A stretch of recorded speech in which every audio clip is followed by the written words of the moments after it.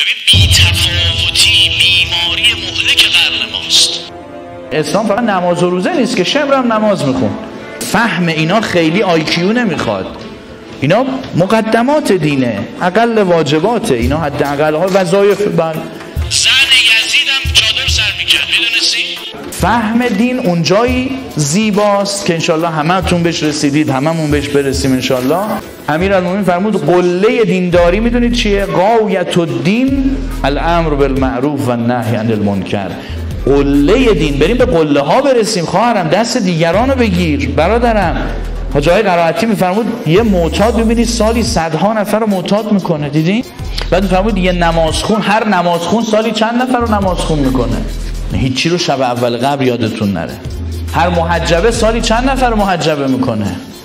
ما ملت امام حسینیم درسته، ولی از اون هم نگاه کنیم ما ملت سر در برفیم نسبت به فریضه امر معروف و نهی از منکر. انگار نه انگار. چند نفر رو جای خودت کاشتی؟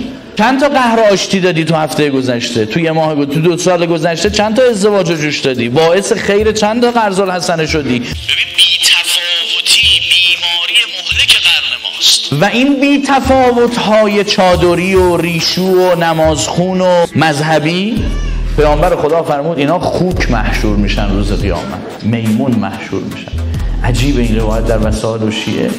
فرمود والذی نفسی بیده لیخرجن من امتی من قبورهم یوم القیامه بصورت القردة والخنازیر بمداهنتهم لاهل المعاصی و کفهم عن النهی و هم یستطیعون.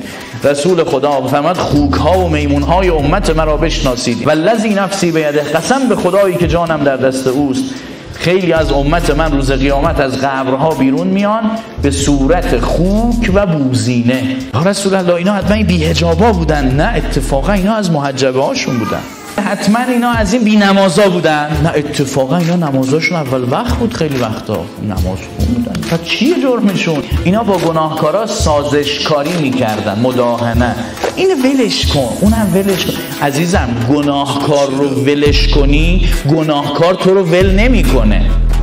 دست پیش نگیری پس میافتی.